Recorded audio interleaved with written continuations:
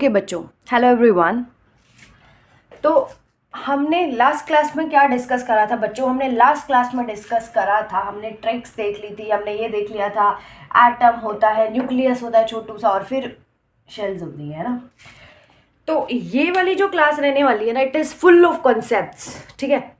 तो इसको पहले किसी गुत्थी से सॉल्व करते हुए इस प्रोग्राम को स्टार्ट करते हैं, ठीक है। चलो, तो मैं आपसे ना पहले फर्स्ट मेरा क्वेश्चन है आपसे, मैं आपसे अपना क्वेश्चन पूछना चाहती हूँ कि मुझे बताओ सोडियम का मास कितना होता है? सोडियम का मास कितना होता है? सभी बच्चे बताएंगे what is the mass of sodium.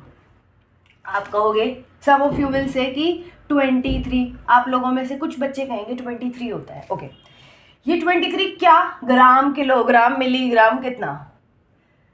अच्छा, ग्राम। ओके, अच्छा बच्चों मुझे ये बताओ, सोच के देखो आप एक बार, ये बात ध्यान से सोचना। सोडियम का मास आप 23 ग्राम कह रहे हो। जो बच्चे कह रहे हैं, कुछ बच्चे सही करेक्ट आंसर भी दे रहे होंगे। अगर आप कह रहे हो कि भाई सोडियम का एक एटम का मास, या फिर सोडियम एलिमेंट का मास, सोडियम के एक एटम का मास कितना है? 23 ग्राम है। सोडियम के एक एटम का मास 23 ग्राम है। तो अगर ये 23 ग्राम होता तो बताओ बच्चों, क्या मैं इसको देख नहीं पाती? क्या 23 ग्राम का कोई चीज़ आपने देखी नहीं है? सोचो। हाँ, तो मतलब ये ग्राम नहीं है। अगर ये ग्राम होता तो हम तो सोडियम एटम को इजीली देख पाते। फिर क्यों हिपोक्रेटिस, ल्यूसिफस ने ये बोला कि हम एटम को देख नहीं सकते? तो इसका मतलब there is something which is missing. ये ग्राम नहीं है, ये कुछ और है। यस, तो the correct answer is sodium का मास होता है 23 AMU। है AMU? ये कहां से आ गया? What is this AMU? ये AMU क्या चीज है? ये है एटॉमिक मास यूनिट।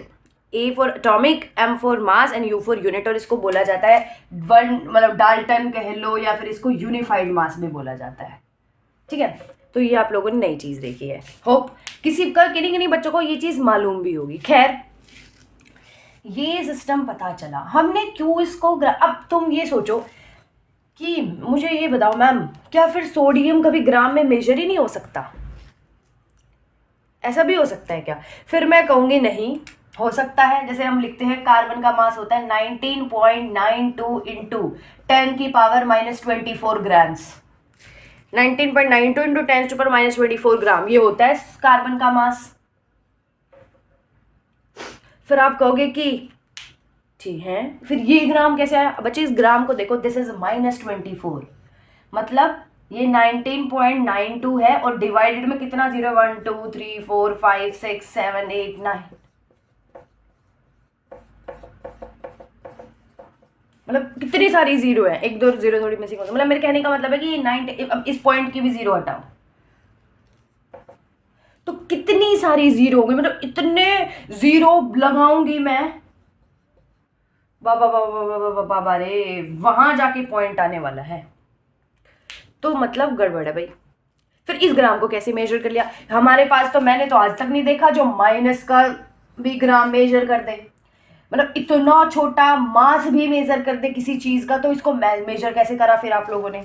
ये भी बताओ। तो बच्चों ये आपके वैसे सिलेबस में नहीं है, मतलब कहने का मतलब है मैं आपको बता देती हूँ, ठीक है। क्यूरियोसिटी होती है ना बच्चों के अंदर कि ये इतना ग्राम कौन सी मशीन है दुनिया में जो इस तरह ग्राम मेजर कर दिया। तो आई से हमारी केमिस्ट्री मेजर करती है इतने छोटू से मास को, इतने पॉइंट लगा के मास को, by mass spectroscopy. By mass spectroscopy ये एक टेक्निक होती है जिससे हम छोटे से छोटे मास का भी ग्राम्स में वगैरह वगैरह से हम क्या कर सकते हैं? कैलकुलेट कर सकते हैं, ठीक है। तो ये चीज हमें पता चली। तो ठीक है, हमें ये पता चल गया छोटू सा ग्राम मास स्पेक्ट्रोस्कोपी से मेजर होता है। This is very clear. अब देखो, अब हमें ना ये समझना है कि यार इस ग्राम को AMU क्यों लिखा, मतलब क्या रिलेशनशिप है इस ग्राम का और AMU के। तो आपने ये देख लिया कि भाई कितना, मतलब कैसे छोटे छोटे ग्राम्स को मास स्पेक्ट्रोस्कोपी से मेजर किया साइंटिस्ट लोगों ने। लेकिन अब प्रॉब्लम क्या आती है? चलो अब प्रॉब्लम, पहले ना प्रॉब्लम से स्टार्ट करते हैं कि कैसे प्रॉब्लम आई, प्रॉब्लम का सोल्यूशन निकला, और फिर हम ये AMU याद करते रहते हैं। तो मैंने आपको जैसे अभी बताया मैंने, जो कार्बन का मास होता है ना बच्चों, वो होता है 19.92 इंटू 10⁻⁻24 ग्राम्स। ये कार्बन का मास ग्राम्स में है। और ऐसे एक एलिमेंट थोड़ी ना है, हाइड्रोजन लेके हमारे पास तो आज तक नोन 118 एलिमेंट्स है। तो 118 एलिमेंट्स के मास क्या हम ऐसे मेजर करने वाले हैं? मतलब क्या मेजर तो चलो कर लिया, क्या हम इसको ऐसे लर्न करेंगे? ये तो बहुत टफ है भाई। हाइड्रोजन का 1.66 इंटू 10⁻⁻24, सोडियम का 23 इंटू 1.66 इंटू माइनस का 24 ग्राम। इतना बड़ा बड़ा कैसे लर्न करेंगे? एक दो तो चलो समझ आता है, 118 का कैसे करेंगे? ये तो बहुत बड़ी प्रॉब्लम हो गई। प्रॉब्लम क्या है समझो, कार्बन का इतनी बड़ा नंबर हम कैसे मेजर करेंगे?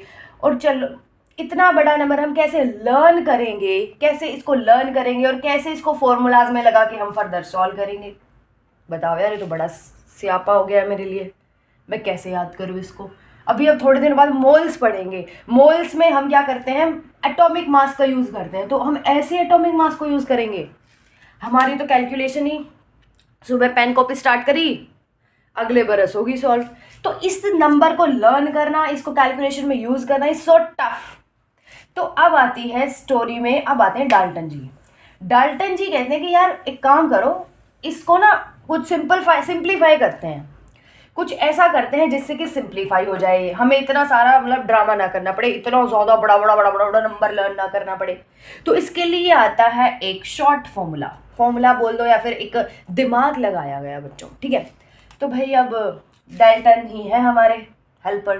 तो उन्होंने क्या बोला कि हम क्या करते हैं, पहले ना उससे पहले एक स्टोरी समझते हैं, फिर अच्छे से समझ आएगा। सपोज करो आपकी क्लास में ना 5 बच्चे हैं, ABCDE, उनके 100 मार्क्स का पेपर हुआ था, जिसमें से इन भाई साहब के आए 30 मत लो, चलो 50 कर लो ना, 30 तो बेचारे की ज़्यादा बुरी हालत कर दी। इसके मार्क्स आए 50, 40, 30, 20 एंड 10। अब तुम बोलोगे, अब मैं बोलूँ, तुमने ना इन ABCD बच्चों का ABCD नाम मत लो आप लोग, क्योंकि ना फिर मुझे एक चीज़ भी करनी है, फिर वो कंफ्यूज हो जाओगे। मान लो A का नाम है राम, 40 श्याम, लीला, पीला और काला। ठीक भाई, ये 5 लोग थे अजीब अजीब से नाम के, राम श्याम लीला पीला काला। तो इन राम के नंबर 50, श्याम के 40, लीला के 30, इसके 20 और काले के 10। तो अब क्या करें हम? ये 100 मार्क्स का पेपर है, इसमें से बच्चों के ऐसे ऐसे ऐसे से नंबर आ गए। अब प्रॉब्लम, ओके, अब भाई मास्टर जी को आ रही है शर्म। मास्टर जी को शर्म ऐसे आ रही है कि भाई मैं इतने गंदे मार्क्स कैसे PTM में दिखाऊं पेरेंट्स को कि भाई यार इतने गंदे मार्क्स है, देखो मेरी क्लास मैं पढ़ाता हूँ, ये मास्टर है हमारा, मैं पढ़ाता हूँ और भाई इसके दिमाग में हो रही है खुजली कि यार इतने गंदे मार्क्स में कैसे शो करूँगा। ओ माय गॉड, ये तो हो गया स्यापा। अब इस स्यापे को सोल्व करने के लिए जो मास्टर है वो दिमाग लगाता है। मास्टर कहता है यार क्यों ना मैं एक रिलेटिव ग्रेडिंग कर दूं। देखो अगर आप किसी को दिखाते हो 100 में से 50 नंबर तो कितना गंदा लगता है ना। 100 में से 40 मार्क्स, 100 में से 30, 100 में से 10, 100 में से 20, आपके हिसाब से तो ये 3 भाई तो फेल ही हो गए हमारे, ये 3 भाई तो फेल ही हैं और इनके एवरेज ऑलमोस्ट 50 मार्क्स है और इसके थोड़े से, तो मेरे हिसाब से तो ये फेल ही हो गया। अब इन फेल को पास कैसे करें, ये भी स्यापा है। तो उन्होंने क्या करा, रिलेट करना शुरू कर दिया। उन्होंने अपनी क्लास के टॉपर को पकड़ा। अब इनकी क्लास का टॉपर कौन है? राम। तो इन्होंने क्या करा, राम को पकड़ लिया, ये लो हम राम ले आए। इन्होंने क्या करा, राम को टॉपर, अब देखो कॉमन सेंस की बात है, 5 बच्चों की क्लास में इसी के ज्यादा है तो यही टॉपर होगा। तो इन्होंने क्या करा, राम को टॉपर घोषित कर दिया और इसको दे दिया, मतलब जब राम के नंबर होंगे ना वो A ग्रेड होंगे।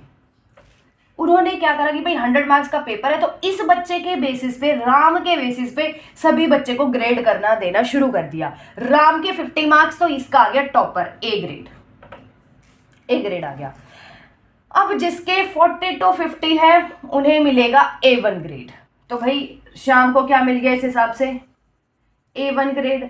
फिर इसके बाद जिसके 30 to 40 के बीच में नंबर है उनको मिलेगा B ग्रेड। तो भाई लीला जी को मिल गया B ग्रेड, ठीक है। और जिसके 30 to 20 है उसको मिलेगा B1 ग्रेड। तो लेट्स सपोज ये कौन है, अपनी पीला। और भाई जो बच गया हमारा वो भाई उसका हो गया सी ग्रेड। तो काले के कितने आ गए, हमारे कालू के स्कोर आ गया भैया, काले का स्कोर आ गया कितना, सी ग्रेड। तो फायदा हो गया ना मेरा, मुझे ना बेइज्जती फील नहीं होगी जब मैं पीटीएम में स्कोर दिखा रहा हूँ। मैं क्या कह दूंगा पेरेंट्स को, जी आपके बच्चे का ए ग्रेड है, शाम का A1 grade, B grade, B1 और सी। और ये देखने में ज़्यादा बुरा नहीं लग रहा है हमें, ये ठीक लग रहा है। अगर पेरेंट्स को ऐसे नंबर दिखाएंगे तो स्कूल पे लग जाएगा ड्रामा कि भाई स्कूल पे तो ओए कैसा स्कूल है, बच्चे कितने कम नंबर कैसे आ रहे हैं, कैसा मास्टर है ये, है ना। तो मास्टर की खुजली सॉल्व कर दी इस एक छोटे से माइंड ने। और बच्चे इस देखो एक्चुअल तो ये है, इसे बोलते हैं रियलिटी है, ये रियलिटी तो ये है, लेकिन मैंने क्या कर दिया, ए को पकड़ के इसको सेट कर दिया और इसके बेसिस पे ग्रेडिंग कर दी। इस सिस्टम को बोला जाता है रिलेटिव ग्रेडिंग। स्कूल में होती है ना रिलेटिव ग्रेडिंग, ABC ग्रेड आया है, क्या ग्रेड आया है, इसे बोलते हैं रिलेटिव ग्रेडिंग। कि आपने टॉपर बच्चे के मार्क्स देख लिए और इस बेसिस पे आपने क्या कर दिया, सभी बच्चों के ग्रेड स्केल कर दिए कि भाई इसका इस भाई ये अपना चाहे बेशक इसके 100 में से 50 नंबर हो, लेकिन ये भाई अपनी क्लास का टॉपर है, इसको ए मान लिया, मतलब इसका ग्रेड ए रहेगा। फिर हमने ऐसे सेट करके A1 B B1 C निकाल लिया। तो मैंने क्या करा, इस भाई साहब को पकड़ के रिलेट कर दिया। समझ आ गई होगी बात। तो इसको मैंने अपना रेफरेंस मान लिया कि इसके बेसिस में मैं इसका ऐसे कैलकुलेट कर लूंगी, मेरे लिए इजी भी है। ये 50 40 30 20 नंबर्स है, सो कम्बरसम, इसको मैं कैसे तो किसी को प्रेजेंट करूं, ये थोड़ा देखने में भी शक्ल से बुरा लग रहा है। It is quite nice to see, ये हमें अच्छा लग रहा है देखने में। तो इसकी प्रॉब्लम सॉल्व कर ली किस कंसेप्ट ने, एक रिलेटिव कंसेप्ट ने। अब मैं बोलूँ कि राम के रियल मास मतलब सॉरी रियल एब्सोल्यूट मार्क्स कितना है, सॉरी मार्क्स एब्सोल्यूट राम के मार्क्स कितने हैं, तो यू विल से कि 50 मार्क्स है राम के। ठीक है, मैं आपसे पूछूं लीला के कितने, यू से 30 है absolute. But When I say what is the grade, तो ग्रेड का मतलब है एक राम को सेट करके आपने सबका ग्रेड निकाल दिया। तो ये हमारे लिए थोड़ा देखने में भी सही है, इजी है, सिंपल है। इसी तरह से जो हाइड्रोजन का, यही दिमाग लगाया डाल्टन ने रिलेटिव ग्रेडिंग करने, मतलब रिलेशन निकालने का, रिलेट करने का। जो कार्बन का मास था वो था 19.92 इंटू 10⁻⁻24 ग्राम्स। इसको हमें नंबर लर्न ना करना पड़े तो उन्होंने क्या कर दिया, एक रेफरेंस ले लिया। जैसे यहाँ पे मैंने राम को रेफरेंस लिया तो हमारे पास 118 एलिमेंट है, मैं किसी को भी रेफरेंस ले सकती हूँ। फिर प्रॉब्लम, चलो पहली प्रॉब्लम सोल्व हो गई कि चलो रिलेटिव वाला सीन ट्राई कर लेंगे, क्या पता ये थोड़ा इजी हो जाए, हमारे लिए इजी काम कर दें। तो ठीक है, ये प्रॉब्लम सोल्व हो गई। अब फिर दूसरी प्रॉब्लम क्या है, अब दूसरी प्रॉब्लम खड़ी हो गई कि भाई ठीक है तुमने बोल दिया हम किसी एलिमेंट को रेफरेंस सेट कर देंगे। अब प्रॉब्लम ये आती है किसको रेफरेंस सेट करोगे, दुनिया में कितने घने एलिमेंट हैं, कितने ज्यादा एलिमेंट हैं, 118 एलिमेंट में से मैं किसको तो रेफरेंस सेट करूं, ये प्रॉब्लम है। अब ये आ गई दुविधा, 118 एलिमेंट में से मैं किसको रेफरेंस सेट करूं यार, कार्बन लूँ, हाइड्रोजन लूँ, ऑक्सीजन, सोडियम, क्या लूँ। तो मैं उस एलिमेंट को पकड़ूंगी, उस एटम को पकड़ूंगी जो ना तो ज्यादा रिएक्ट करता हो और धरती में सबसे ज्यादा पाया जाता हो, मोस्ट ऑलमोस्ट, और जो मतलब अच्छा हो, ना ज्यादा परेशान करे किसी को भी, और सही नॉर्मल से एलिमेंट हो। तो सबसे देखा गया सोडियम यार, सोडियम तो नहीं यार, सोडियम को तो आप पानी मतलब कहीं हवा में भी छोड़ दो आग पकड़ लेगा सोडियम तो इसको रेफरेंस सेट नहीं करेंगे। ऐसे ही ऑक्सीजन को देखा, फिर ऑक्सीजन क्या करती है, बहुत ज्यादा रिएक्ट करती है, ऑक्सीजन को भी हटा दिया। ऐसे करते करते बहुत सारे, फ्लोरीन को भी सेट करके देखा, सबको सेट करके देखा और देखा कि नहीं यार मजा नहीं आया, मतलब कोई कभी किसी में कुछ प्रॉब्लम आती, कभी किसी में कुछ। फिर लास्ट में हमारे आए कार्बन भाई साहब। अब कार्बन तो हर जगह इजीली मिल जाता है ना, बॉडी में भी हमारे सबसे ज्यादा कार्बन ही है नॉर्मली देखा जाए, मतलब वैसे फूड में देख लो, कहीं भी देख लो, कार्बन इजीली मिल जाता है, सही है, ना ज्यादा रिएक्ट करता है, कुछ भी नहीं है, आराम से अपने मस्त वेला रहता है और खुश रहता है। तो हमने क्या करा भाई, कार्बन को एक रेफरेंस चूज कर लिया। तो चलो दूसरी प्रॉब्लम सोल्व हो गई कि 118 एलिमेंट में से क्या प्रॉब्लम आती, सोडियम लू, कार्बन लू, अरे किस किस को लू बाबा। तो हमने देखा रे कि हम कार्बन को सेट करेगा, ठीक है। तो कार्बन को हमने क्या चूज कर लिया, रेफरेंस चूज कर लिया। तो इस भाई साहब को पकड़ के इन भाई सबको बनाने के रेफरेंस, और इनके बेसिस पे इन कार्बन से कोई कितना मास में ज्यादा है, कौन कितना मास में कम है, वो हम कैलकुलेट करेंगे। अब इस भाई साहब से रिलेट करेंगे, समझ आ गई। जैसे वहां पे राम को फिक्स कर दिया था, इसका ए ग्रेड है, भले ही चाहे बेचारे की हो बुरी हालत, 50 हो चाहे 100 में से, लेकिन इन भाई साहब को हमने क्या करा, रिलेट कर दिया और बच्चों के हिसाब से, और बच्चों के रेफरेंस ग्रेड दे दिए। तो हमने क्या करा, कार्बन एलिमेंट को एज अ रेफरेंस सेट करा। अब दोबारा तीसरी प्रॉब्लम कि कार्बन के यार आइसोटोप्स भी तो होते हैं, कार्बन 12 लूं, कार्बन 13 लूं या कार्बन 14 लूं, कौन सा लूं, 14, 13, 12 कौन सा लूं। अब ये भी प्रॉब्लम है यार, मतलब जैसे जैसे धीरे धीरे जा रहे हैं हर्डल्स बढ़ती जा रही है। तो बच्चों देखो, कुछ भी कर लो हर्डल सबकी पाथ में आती है ना। चलो भाई अब इसको सोल्व करो। ओ माय गॉड, तो डाल्टन बाबा फिर परेशान। अब डाल्टन बाबा सोचे कि यार पहली प्रॉब्लम मेरे पास ये आई, कितना बड़ा नंबर कैसे याद होगा, दूसरी चलो वो सोल्व कर ली। फिर उसके बाद दूसरी प्रॉब्लम ये आन पड़ी कि भाई कौन सा एलिमेंट सेट करूं, वो भी सोल्व। अब तीसरी ये है कि भाई ये कार्बन बहुत सारे आइसोटॉप्स में एग्जिस्ट करता है, तो कौन सा लूं। आइसोटॉप्स आप लोगों ने भी नहीं पढ़ा है। आइसोटॉप्स क्या होते हैं, मैं छोटा सा वैसे बताती हूँ। आइसोटॉप होता है बच्चे जिसका इलेक्ट्रॉन काउंट सेम रहता है या प्रोटॉन काउंट सेम रहता है, या फिर बोल लो नॉर्मल भाषा में जिनका एटॉमिक नंबर सेम रहता है। इसका भी एटॉमिक नंबर 6 है, इसका भी 6 है, इसका भी 6 है। जिनका एटॉमिक नंबर सेम रहता है लेकिन जो मास होता है ना, मास वो क्या होता है, डिफरेंट होता है। जैसे इसका 12, इसका 13, इसका 14। कैसे हुआ मास में चेंज, न्यूट्रॉन्स का नंबर चेंज है। यहाँ पे 6 न्यूट्रॉन 6 प्रोटॉन, यहाँ पे 6 प्रोटॉन 7 न्यूट्रॉन, यहाँ पे 6 प्रोटॉन 8 न्यूट्रॉन। ठीक है, तो ये न्यूट्रॉन्स के चेंजेस की वजह से मास में चेंज आ रहा है। प्रोटॉन पहले भी 6 थे, यहाँ भी 6 हैं, यहाँ भी 6 हैं। खैर ये हमारी बात की बात है, हम बाद में डिस्कस कर लेंगे। पर फिलहाल उनके दिमाग में आया कि यार कार्बन 3 आइसोटॉप्स में एग्जिस्ट करता है, कौन सा आइसोटॉप लूं मैं। अब भैया ये है समस्या। फिर उन्होंने क्या देखा कि करना क्या है, जैसे हमने 118 एलिमेंट को छाना था कि जो ज्यादा रिएक्ट ना करता हो, इजीली मिल जाता हो, है ना, जो मतलब ऐसा ना हो कहीं रख दिया तो आग पकड़ गया, जैसे सोडियम कहीं रख दो आग पकड़ जाता है, ऐसा आइसोटोप लो। तो हमने देखा कार्बन 12 ले, कार्बन 13 ले या कार्बन 14। तो हमने देखा जो कार्बन 12 है ना हमारा, ये एटम ये इजीली एग्जिस्टेबल है, इजीली मिल जाता है, और ज्यादातर 99.99% केसेस में हमें कार्बन 12 ही मिलता है। इस कार्बन 13 और कार्बन 14 ये आइसोटोप ज्यादातर एग्जिस्ट नहीं करते, ज्यादातर एग्जिस्ट करता है कार्बन 12। तो हमारी थर्ड प्रॉब्लम सोल्व हो गई। कार्बन 12 हमने रेफरेंस लेना, तो ध्यान रखना जो कार्बन 12 एलिमेंट है उसको आप, इस आइसोटॉप को हम क्या लेते हैं, एज अ रेफरेंस गार्ड करते हैं, इसको एज अ रेफरेंस पॉइंट लेंगे। अब जो भी चलेगा कार्बन 12 के बेसिस पे चलेगा।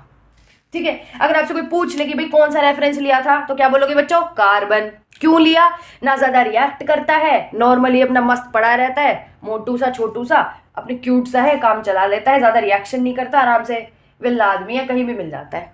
ठीक है, फिर कार्बन 12 ही क्यों लिया, क्योंकि ज्यादातर हमें ये एलिमेंट मिल रहा था। इनके आइसोटॉप्स को खोदने में हमें बहुत बहुत बहुत बहुत ज्यादा स्टडी करनी पड़ती, इसलिए कार्बन 12 मिल गया, हो गया छुट्टी।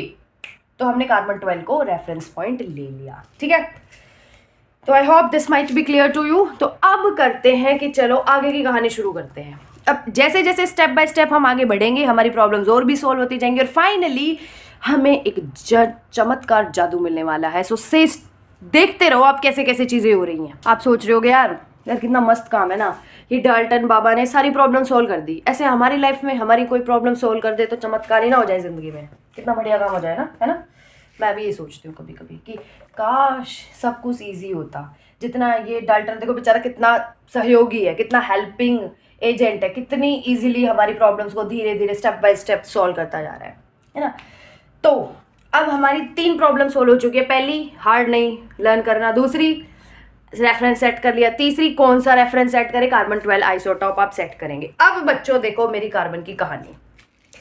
कार्बन का जो अच्छा मुझे बताओ, किसी भी एटम का मास निकालते हैं तो देखो मैं आपको पहले थॉरली बताती हूँ नेचुरल क्या होता है। किसी भी एटम का मास जो होता है उसके मास of proton, mass of neutron plus mass of electron के इक्वल होता है। पूरे एटम का मास निकालूं तो ज्यादातर एटम में कौन रहते हैं, प्रोटॉन न्यूट्रॉन इलेक्ट्रॉन, तो तीनों की काउंटिंग लिख दी भाई, इसका मास जोड़ लो, इसका मास जोड़ लो, इसका मास जोड़ लो, और क्या निकाल लो, मास, जो कि कितना होता है 19.92 इंटू 10⁻24 ग्राम्स।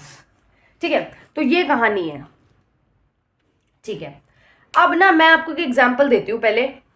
ठीक है, मान लो बच्चों एक समुंदर है, एक बहुत बड़ा समंदर है। ठीक है, समंदर है, सन है, मस्त काम चल रहा है ओशियन का। ठीक है, हमारा बढ़िया तगड़ा फुल सीन बैठ गया मस्त वाला। ठीक है, समंदर है। और तो अब मैं आपसे पूछूंगी भाई ये जो समंदर है ना, वो इसका वॉल्यूम बताओ मुझे कितना है। सपोज मैंने कह दिया समंदर में कितना, मतलब इस समंदर का कितना वॉल्यूम है, कितनी क्वांटिटी है इस पूरे समंदर की। तो मैंने बोल दिया भाई 10 की पावर, लेट्स सपोज बोल दिया मैंने 10, मतलब 10 की पावर 10, मतलब इतना लीटर है ये। मतलब इसकी पूरी वॉल्यूम और इसकी पूरी क्वांटिटी मेजर करी तो मैंने कहा कि समुद्र में जो पानी है ना वाटर भाई साहब, वो कितने हैं, इतने लीटर हैं। तो कह दिया ठीक है। फिर हमें क्यों मेजर करवाया मैम आपने, इसका क्वांटिटी बताती हूँ ना। लेट्स सपोज मैंने एक बूंद पानी डाल दिया, आपने इस बेचारे को पहले पूरा मेजर करा, करते गए करते गए करते गए, फिर आपको ये क्वांटिटी मिली। अब मैं कह रही हूँ चलो भाई इसमें मैंने एक ड्रॉप डाल दी,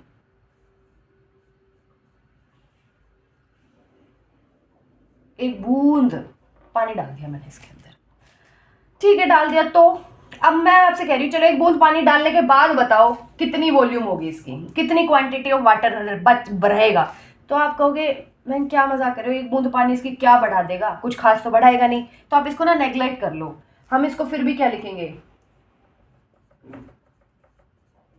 इतना ही लिखेंगे यार। एक बूंद इस पूरे महासागर के लिए तो बिल्कुल चिन्नू सा है, क्या फर्क मार देगा ये इस पे।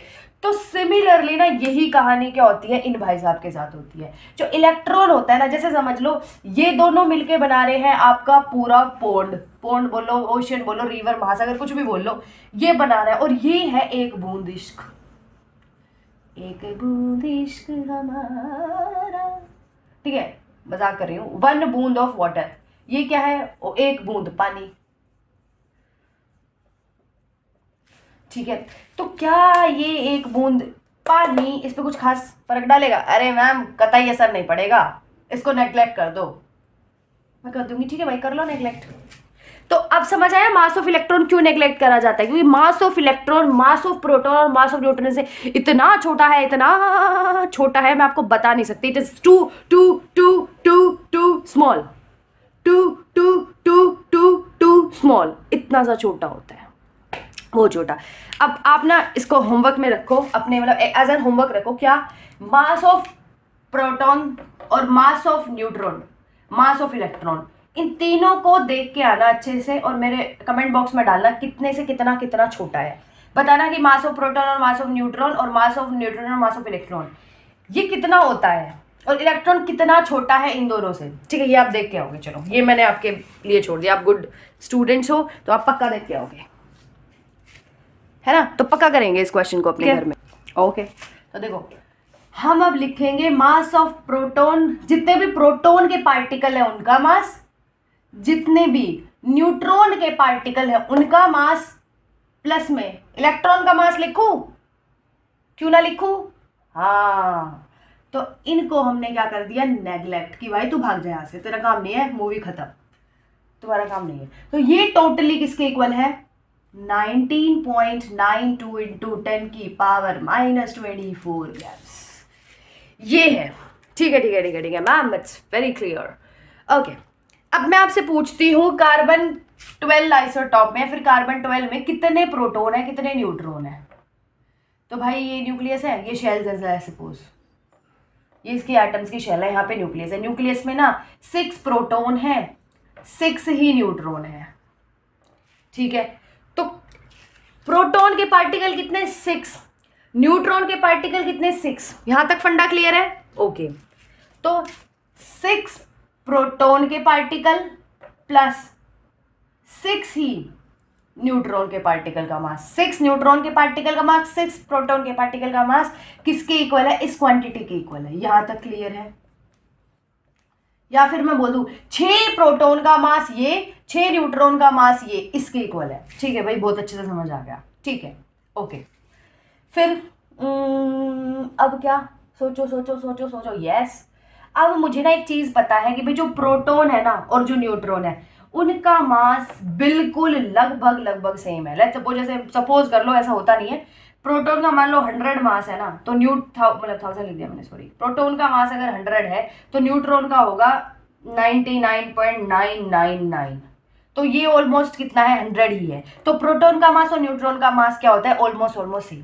ठीक है, तो 6 + 6 12, 12। मैं अब इनको पार्टिकल बोलूंगी, ठीक है, क्योंकि देखो न्यूट्रॉन और प्रोटॉन्स और इलेक्ट्रॉन्स क्या है, एक एटम्स के अंदर रहने वाले छोटे छोटे चुन्नू मुन्नू पार्टिकल्स ही तो हैं। तो मैंने बोल दिया, देखो जो प्रोटॉन का नंबर है वही न्यूट्रॉन का नंबर है, और न्यूट्रॉन का मास और प्रोटॉन का मास सेम है।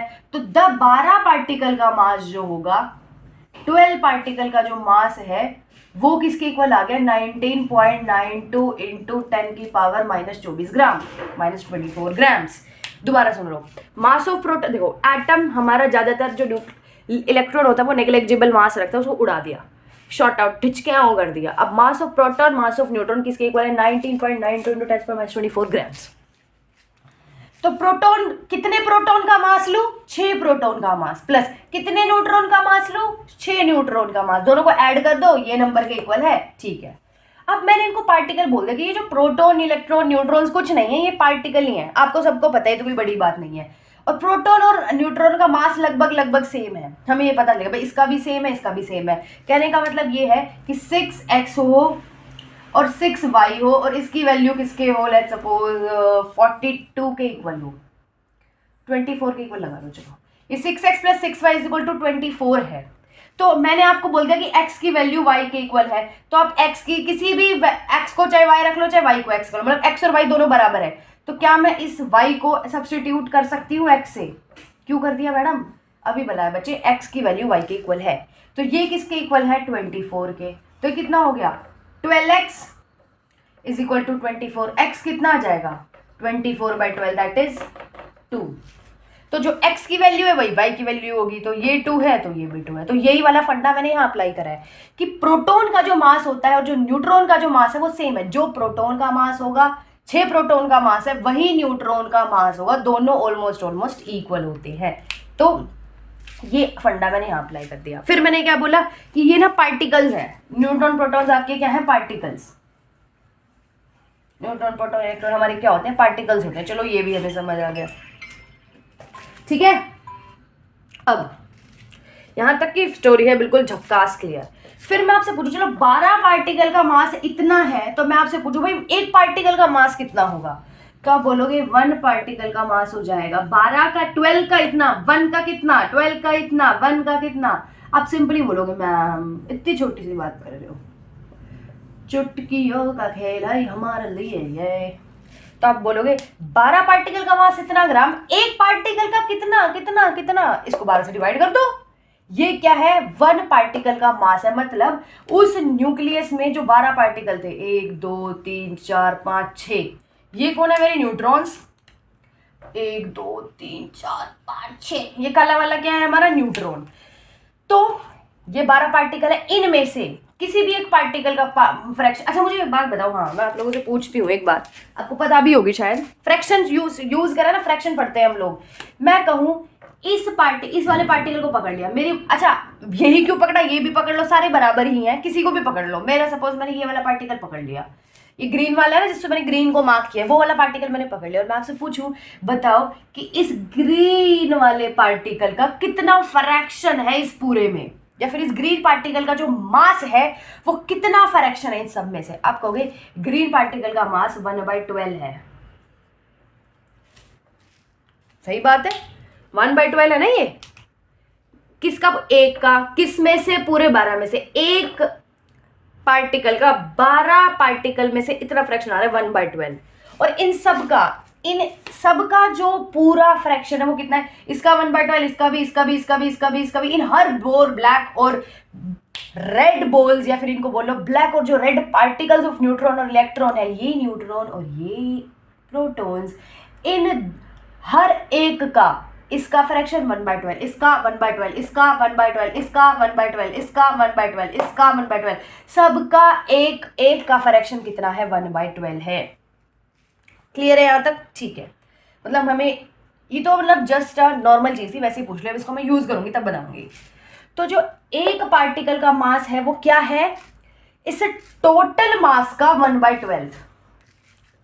एक पार्टिकल का मास क्या बोल दिया बच्चों मैंने, इस टोटल मास का 1/12। इसको मैं ऐसे भी लिख सकती हूँ 9.92 इंटू 10⁻⁻24 ग्राम इंटू 1/12। अब मैं आपसे पूछूं, अब इसी चीज को इस कंसेप्ट से रिलेट करना, करोगे ना मेरे लिए, प्लीज प्लीज प्लीज, क्या रिलेट करना है, दोबारा सुनो दोबारा सुनो दोबारा सुनो। मास of proton, mass of neutron, electron उड़ा दिया इतना, फिर ये मैंने एक्स वाई करके दिखाया था कि भाई जो प्रोटॉन और जो न्यूट्रॉन होता है उनका मास सेम है, ठीक है। तो अगर मैं इसको कह लूँ, चलो ऐसे लिख दो, अगर इसका प्रोटॉन का मास ये है, 6 प्रोटॉन का मास ये है और 6 न्यूट्रॉन का मास जो भी है, अगर पी और एन इक्वल है तो मैं क्या लिख सकती हूँ कि 12 पार्ट, अरे मैंने इस पार्टिकल को भी पार्टिकल ले रखा है, इस पार्टिकल को भी पार्टिकल ले रखा है, मतलब प्रोटॉन को भी पार्टिकल, न्यूट्रॉन को भी पार्टिकल, तो मैंने लिख दिया भाई 6 + 6 12 पार्टिकल का मास। आप 6x + 6y को ऐड नहीं कर सकते कभी भी, आप इतना करके छोड़ सकते हो बस इसको, 6 कॉमन x + y। आप इन दोनों को ऐड तभी कर सकते थे जब या तो x y बन जाए या y x बन जाए।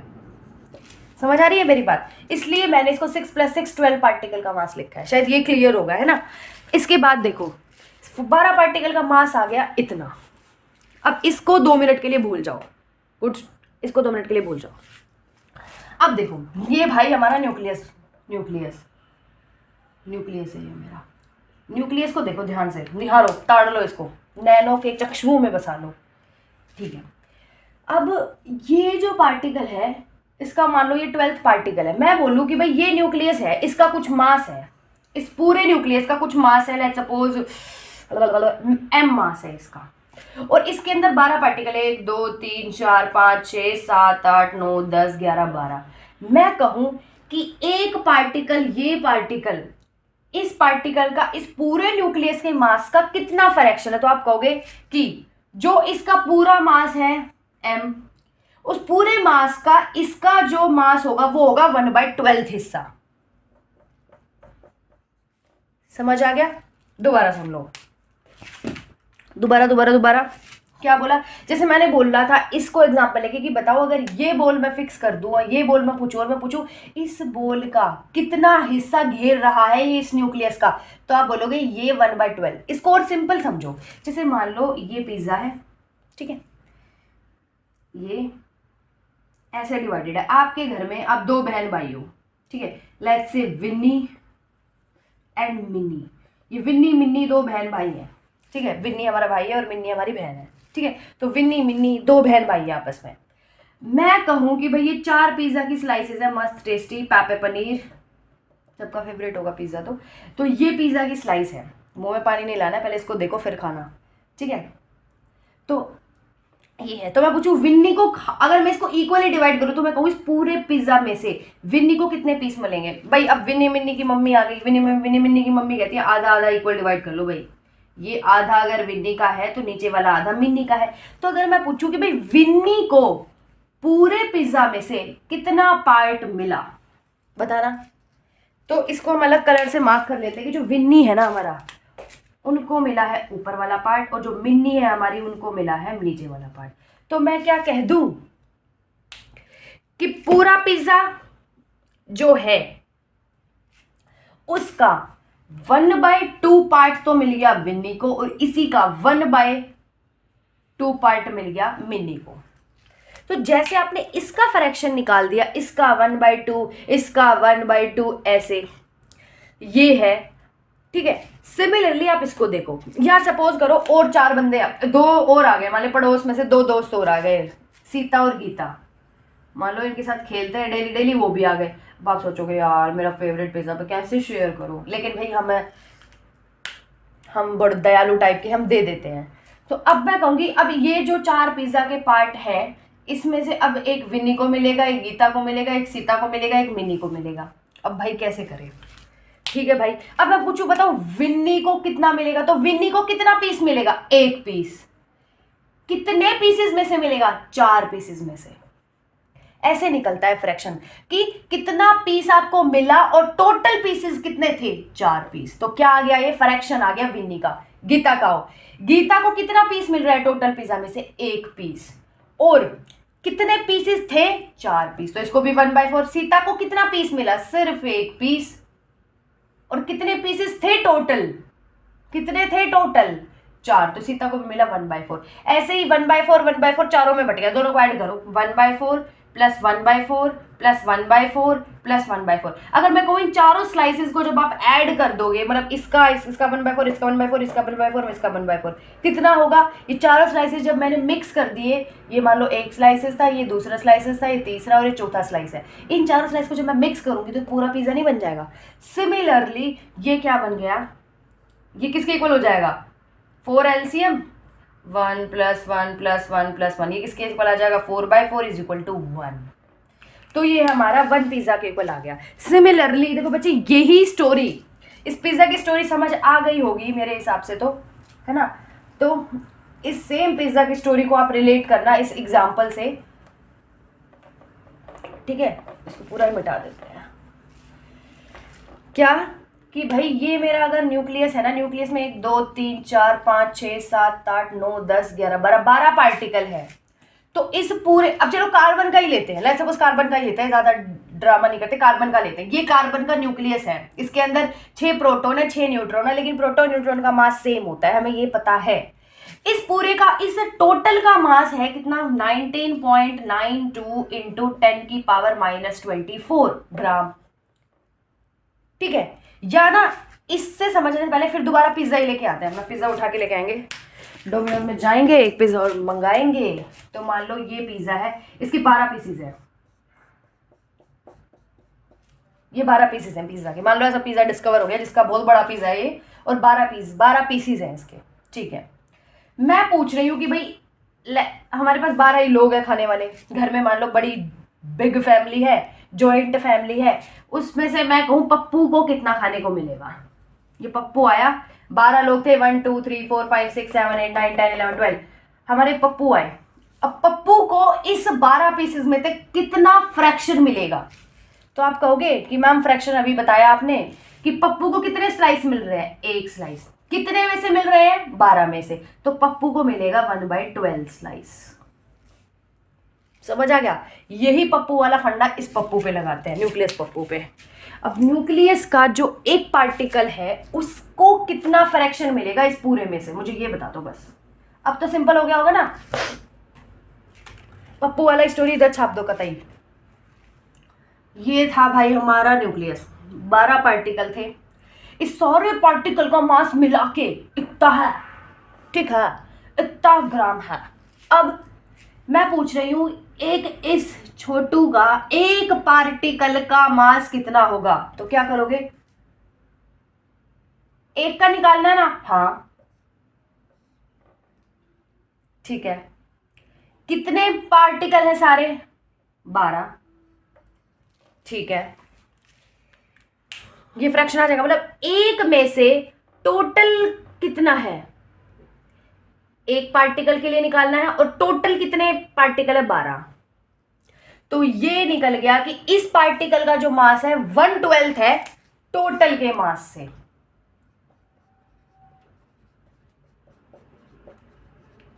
आई hope it will be clear to you all. अब आप लोगों को ये क्लियर हो जाएगा कि सॉरी, टोटल के मास से, टोटल के मास है ये, टोटल पिज्जा है ये। मान लो टोटल पिज्जा जो था वो इतना बड़ा था भाई, सॉरी छोटा था, इतने ग्राम्स में था, ये टोटल था। अब इस पार्ट में से इस न्यूक्लियस के पार्टिकल का जो फ्रैक्शन है, इसने इतने सारे में से इस पार्टिकल का सिर्फ कंट्रीब्यूशन है 1/12। अब समझ आ गया कि कार्बन के एक पार्टिकल का जो मास होता है, और मैं इसको ऐसे ना लिखे, ऐसे भी तो लिख सकती हूँ, 19.92 इंटू 10⁻⁻24 बटे में 12 डिवाइडेड में 12, ये भी तो लिख सकती हूँ। ये पूरा कार्बन न्यूक्लियस का मास है 19.92 इंटू 10⁻⁻24 ग्राम, ठीक है? इतना। एक न्यूक्लियस का फ्रैक्शन कितना? टोटल में से 1/12 फ्रैक्शन होगा। इसके पूरे का मास आपको पता है, इस पूरे मास में से इस पार्टिकल का मास कितना होगा? यस, 1/12। तो मास कितना है? ये इसका 1/12 एक पार्टिकल का मास निकल के आ गया। हर एक पार्टिकल का मास देखो तो इतना है, इस वाले एक पार्टिकल का इतना, इसके दूसरे का भी यही होगा, तीसरे का भी यही होगा, क्योंकि सारे पार्टिकल का मास तो बराबर है। समझ रहे हो? तो एक पार्टिकल का मास ऐसे कैलकुलेट कर लो, 12 पार्टिकल का मास इतना, तो एक पार्टिकल का मास इतना। मैं आपको बता रही हूँ, इसको मैं ऐसे भी बोल सकती हूँ कि एक पार्टिकल का जो मास है ना, वो टोटल मास का 1/12 हिस्सा है। आई होप यहाँ तक क्लियर है। अब आगे की स्टोरी बढ़ते हैं। चलो भाई लोगों, यहाँ तक का मामला सेट हो गया होगा दिमाग में अच्छे से। तो क्या निकल के आया है कि भाई एक पार्टिकल का जो मास है ना, 1 पार्टिकल का मास, वो किसके इक्वल है? टोटल के मास का 1/12, एक पार्टिकल का 1/12 हिस्सा। 1/12 ऐसे लिख लो या फिर इसको डिवाइडेड बाय 12 कर लेना। यहां तक की मूवी अच्छे से सेट होगी। चलो ठीक है, यहां तक का क्लियर होगा भाई। हमने एक पार्टिकल का मास ढूंढ लिया इतना। अब ना बच्चों, हम क्या करने वाले हैं, और ये किसका है? ये पार्टिकल कार्बन पार्टिकल का। ये ध्यान रखना, कार्बन पार्टिकल का, एक पार्टिकल का मास कार्बन के टोटल का 1/12 है। ये ध्यान रखना, भूल नहीं जाना भैया हमको। ठीक है, अब हम इस भाई साहब को रेफरेंस कंसिडर करेंगे। ये रेफरेंस हो गया अब हमारे लिए कि कार्बन 12 आइसोटोप का मास का 1/12 जो होगा, इससे हम कंपैरिजन करने वाले हैं।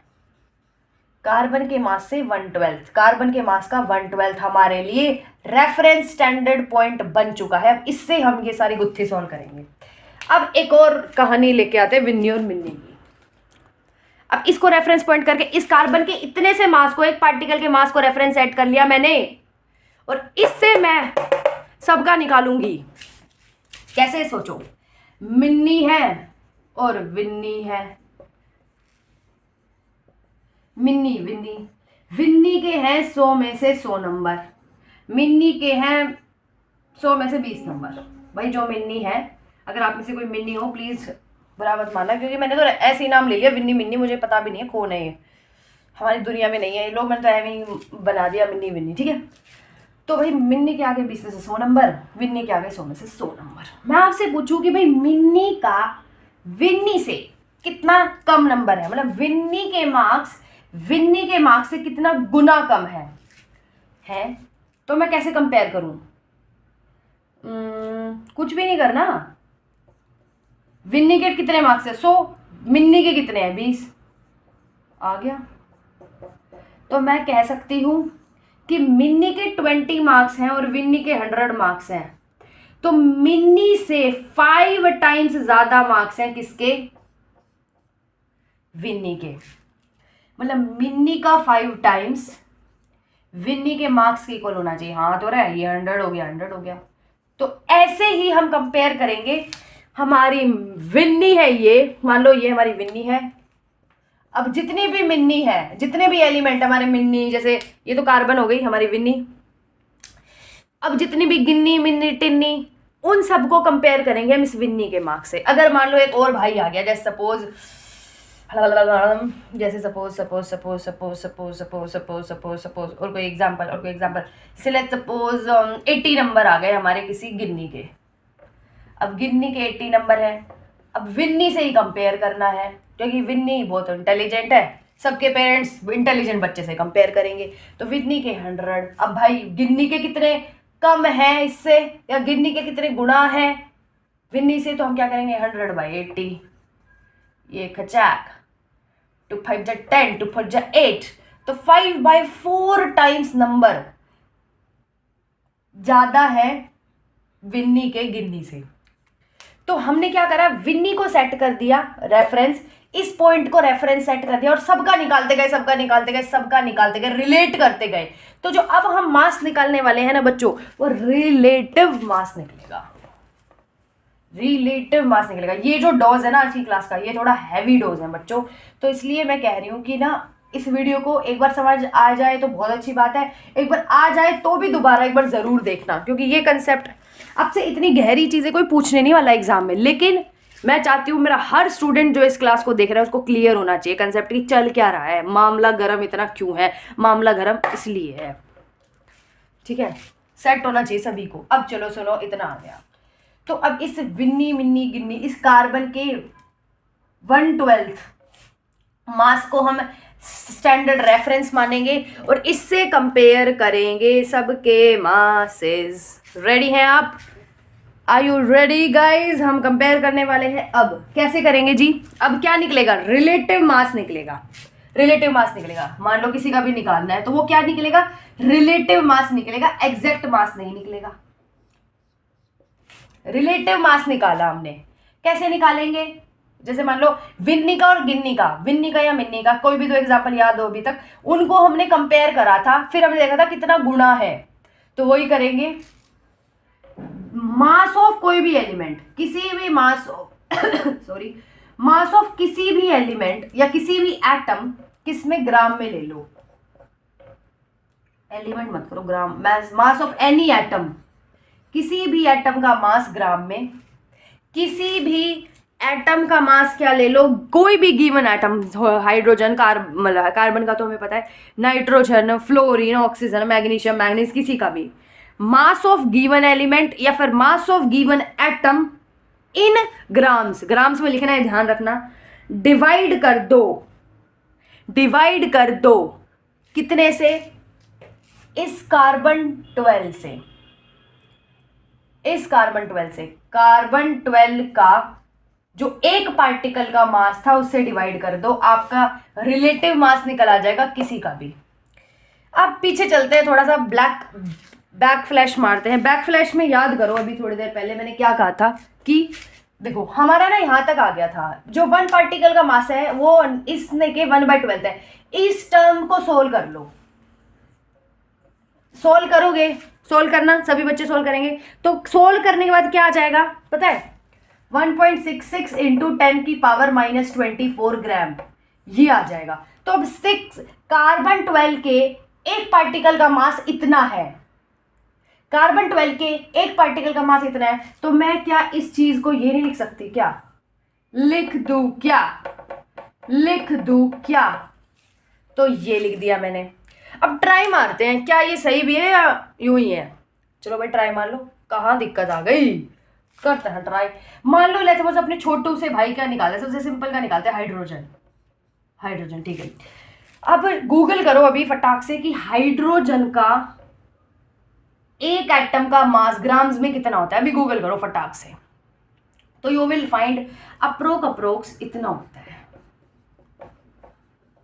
ठीक है, कार्बन 12 के एक पार्टिकल का मास कितना है? इतना। अरे अरे कैंसिल, काटा काटा काटा, कितना आया रे? 1। और ये 1 आज समझ में आ गया होगा, ये 1 जो हम हाइड्रोजन का मास लिखते हैं 1, ये क्यों आया है। आई होप ये समझ आया होगा आपको। दोबारा सुन लो। कार्बन के एक पार्टिकल का मास से हमें कंपेयर करना है। आप इसको इतना लिख दो, 1.6 इंटू 10⁻⁻24। जितने भी पार्टिकल हैं इस दुनिया में, एटम्स की दुनिया में, उसके एक पार्टिकल का मास इतना होता है। तभी तो देखो हाइड्रोजन का जो न्यूक्लियस होता है उसके पास क्या है? प्रोटॉन। प्रोटॉन है कितना है? सिर्फ 1 है। न्यूट्रॉन नहीं होता, न्यूट्रॉन गायब है यहाँ पे, न्यूट्रॉन इसकी दुनिया में लाई नहीं करता। तो देखो प्रोटॉन इस पूरे न्यूक्लियस में कितना पार्टिकल? एक। और दुनिया में चाहे कितना भी पार्टिकल हो, चाहे वो कार्बन का पार्टिकल हो, हाइड्रोजन का पार्टिकल हो, नाइट्रोजन का पार्टिकल हो, किसी का भी पार्टिकल हो, उस एक पार्टिकल का मास इतना होता है। ठीक है, ध्यान रखना है चीज। तो हमने क्या करा? रिलेटिव मास निकाल लिया। रिलेटिव मास निकाल लिया। मास ऑफ एटम, किसी भी एटम का मास ग्राम में, और किसी भी, पहले क्या करोगे? ऊपर डिवाइड, रिलेट कर रहे हैं तो किसी भी उस मास का एटम, हाइड्रोजन का ले लो, नाइट्रोजन, ऑक्सीजन, फ्लोरीन, नियोन, जिसका मन करे उस एटम का मास ग्राम्स में, और अपने जो 1 पार्टिकल, कार्बन के 1/12 पार्टिकल का मास है उससे डिवाइड कर देना। क्या आ जाएगा? 1 आ जाएगा। देखो ये भी ग्राम में था, ये भी ग्राम में था, तो ग्राम से ग्राम कैंसिल हो जाता है, ये ध्यान रखना। तो ये जो 1 आया है इसकी कोई यूनिट्स नहीं है, इसकी कोई यूनिट्स नहीं है, तो ये क्या आ गया? 1। अब और देखो आगे की कहानी। मन नहीं भरा होगा ना, एक और एग्जाम्पल लेते हैं।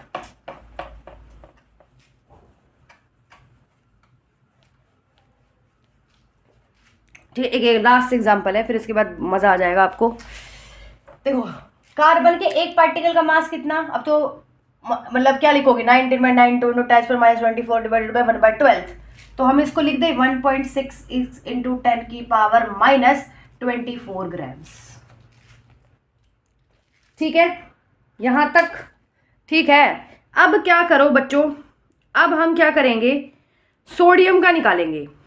ठीक है, तो आप लोग क्या करोगे, अभी सोडियम का निकाल के देखेंगे कि भाई सोडियम का जो है उसका कितना आ रहा है। अगर मैं सोडियम का निकालने चलूं रिलेटिव मास, तो कितना आएगा, तो क्या फॉर्मूला था, relative mass is equal to sodium का मास ग्राम्स के अंदर कितना होता है, लगभग 38.18 इंटू 10⁻24 ग्राम्स, लगभग है ये। ठीक है, इसको डिवाइड करेंगे कार्बन के 1 पार्टिकल के मास के।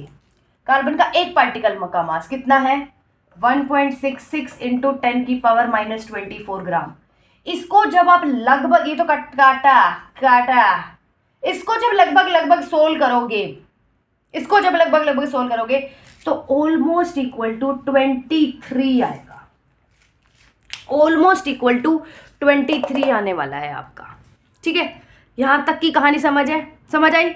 तो रिलेटिव मास जो हम ये लिखते हैं ना, 1 हाइड्रोजन का मास 1, सोडियम का 23, ये कुछ नहीं है, ये रिलेटिव मास निकल के आया है। रिलेट करा है मैंने किससे, रिलेट करा है किससे, सोडियम के कार्बन 12 के एक पार्टिकल के मास से। तो ऐसे ये जो मास निकल के आता है, आप बोलते हो कार्बन का 12 है, कार्बन तो चलो रेफरेंस ले लिया, हाइड्रोजन का 1 है ना, आप बोलते हो खिया बोलते हो कि नाइट्रोजन का 14 है, ये 14 कहाँ से आई, अरे ये इसका रिलेटिव मास है। समझ आ गया यहाँ तक। अब चर्चा करते हैं एएमयू की। यहाँ तक तो चलो चर्चा सही समझ आ गई, अब एएमयू का और डिस्कशन कर लेते हैं, एएमयू क्या है। ठीक है, एएमयू का और देख लेते हैं, एएमयू क्या बवाल है। तो देखो, अब एएमयू हमने नॉर्मलाइज कर दिया। देखो 1.66 इंटू 10⁻24 ग्राम्स, जो कार्बन का एक पार्टिकल का जो मास है ना, उस क्वांटिटी को, इतने ग्राम मास को बोला जाता है 1 AMU। समझ आ रहे हैं बच्चों, इसको क्या बोला जाता है 1 AMU, इसको क्या बोला जाता है 1 AMU, इसको क्या बोला जाता है 1 AMU। एक पार्टिकल का मास 1 AMU के इक्वल होता है। समझ आ गई बात मेरी। तो अगर मैं कह दूं कि सोडियम का जो मास भी अपनी निकल है, अच्छा चलो सोडियम का मास ना हम नॉर्मल करते हैं, सोडियम का मास कितना हो जाएगा 23 AMU। तो ये जो AMU है ये कुछ नहीं है, ये क्या बता रहा है, अभी और अच्छे से समझ आएगा। ये 23 AMU, उसको और देखते हैं, मैं कलर चेंज कर लेती हूँ। देखो सोडियम के न्यूक्लियस में कितने प्रोटॉन है, जल्दी से बताएंगे सारे बच्चे, जल्दी जल्दी जल्दी जल्दी जल्दी। हाँ 11 प्रोटॉन, मैं से नहीं करी, और 12 क्या होते हैं न्यूट्रॉन। ठीक है, सोडियम के न्यूक्लियस में 11 प्रोटॉन 11 न्यूट्रॉन। मास न्यूक्लियस पे डिपेंड करता है। ठीक है, एक पार्टिकल का मास कितना है, कार्बन के एक पार्टिकल का मास भी यही होता है। और दुनिया में एटम के अंदर जितने भी प्रोटॉन, जितने भी न्यूक्लियस, उसके एक पार्टिकल का जो मास होता है वो कार्बन का हो चाहे किसी का भी हो, वो कार्बन का जस्ट रेफरेंस सेट करा था, इसलिए उसको बार बार यूज करा जा रहा है। लेकिन एक पार्टिकल का मास ना बच्चे 1.66 इंटू 10⁻24 ग्राम्स होता है। ठीक है ठीक है ठीक है। तो सोडियम के अंदर कितने, एक सोडियम के एक पार्टिकल का मास कितना आया, कर सोल्व करके देख लेना, चाहिए ही आएगा 1.66 इंटू 10⁻24। ठीक है, डन डन डन, समझ में आ गया है। Alright alright. तो सोडियम के एक पार्टिकल का मास इतना, कितने पार्टिकल है यहाँ पर 23, ये ग्राम्स में ना, ये पार्टिकल कितने हैं 23। पार्टिकल वैसे थोड़ी ना लिख देंगे मिलीलीटर, फलाना लीटर, इतना ग्राम, इतना केजी, इतना किलोमीटर, ऐसे तो ना, पार्टिकल तो पार्टिकल है। एक अगर नंबर है तो ये नंबर है, तो ये भी इस एक हिसाब से नंबर ही है।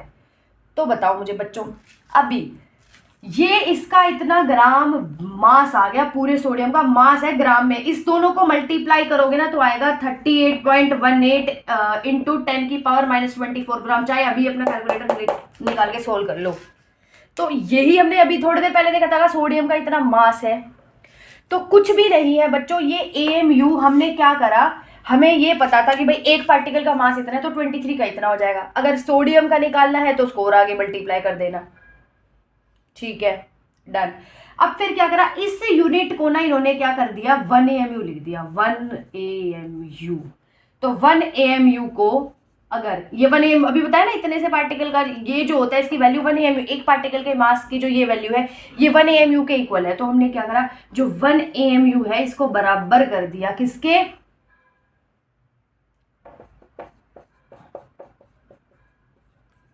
क्लियर है यहां तक की कहानी। अब इतनी सी चीज को मैं क्या 1 AMU लिख सकती हूँ, हाँ, तो 1 AMU into 23 is equal to 23 AMU। तो अब ध्यान रखना है AMU कहाँ से आया, ऐसे आई है ये कहानी, ठीक है। मैंने बहुत मतलब ट्राई करा कि मैं इजीली मैं आप लोगों को समझा पाऊँ, ठीक है बच्चों। तो आई होप इतना सा मामला सेट रहा होगा, दिमाग में क्लियर रहा होगा, ठीक है। इफ़ आई होप आपको ये वीडियो अच्छे से समझ आ गई होगी। रिलेटिव का कंसेप्ट, ये जो 23 AMU आया ये रिलेटिव कंसेप्ट है, this is not the correct. क्योंकि मैंने इसको देखो बच्चों, रिलेट किससे, पहली अच्छा स्टार्टिंग से करते हैं। पहली प्रॉब्लम आई कि इतने से बड़े नंबर को I can not learn easily, तो मैंने क्या करा, कोई रेफरेंस लेना शुरू कर दिया। फिर रेफरेंस लेने के बाद मैंने क्या करा, फिर प्रॉब्लम आई एलिमेंट कौन सा ले, मैंने कार्बन 12 को फिक्स कर दिया। फिर कार्बन 12 को फिक्स कर दिया, फिर मैंने क्या करा, कार्बन 12 के एक पार्टिकल का मास निकाल लिया। अब उस कार्बन के एक पार्टिकल के मास से मैंने सबको कंपेयर करना शुरू कर दिया। यहाँ पे किसी का भी निकालना है, उस एलिमेंट के उस एटम का मास ले लो और उसको कार्बन 12 के मास से डिवाइड कर दो, जो कि कितना है 1.69 ग्राम। अभी तक तो रट भी गया होगा आप लोगों को, है ना। तो इससे हमने डिवाइड करा, तो जो हमारे पास वैल्यू निकल के आती थी, लेट्स सपोज सोडियम का लिया था तो सोडियम के लिए आई थी 23 आई थी ये वैल्यू। तो मतलब ये जो 23 आया ना, ये रिलेटिव मास निकल के आया है बच्चों। अब देखो हाइड्रोजन, सोडियम के एक पार्टिकल का मास इतना है, आपने हाइड्रोजन का मास निकाला, तो अभी आपने एक जादू देखा होगा, जब आपने हाइड्रोजन का मास निकाला तो हाइड्रोजन का एक्चुअल मास कितना होता है ग्राम्स में, इतना।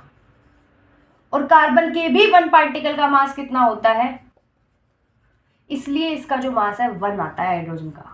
ये यहां से आपको पिक्चर क्लियर हो गई होगी, ठीक है। तो मतलब किसी का भी ये कार्बन 12 के पार्टिकल का मास भी इतना, एक पार्टिकल के मास भी इतना आएगा, चाहे आप सोडियम का 38.18 इंटू 10⁻⁻24 का 23rd हिस्सा ले लो, इसका भी आंसर क्या आने वाला है 1.66 इंटू 10⁻⁻24। चाहे आप सोडियम का ले लो, बस बात इतनी है कि हमने कार्बन को रेफरेंस ले लिया, बात सारी ऐसी है कुछ नहीं। एक पार्टिकल के मास को जितने प्रोटॉन न्यूट्रॉन है उससे मल्टीप्लाई करा हुआ है, दैट्स इट। इतने से पार्ट को ले लिया 1 AMU, बस ये कहानी है, ठीक है। तो I hope you like this video, worth it रहा होगा ये लेक्चर आपके रिलेटिव मास के कंसेप्ट को सॉल्व करने के लिए। So thank you so much for watching my video. So do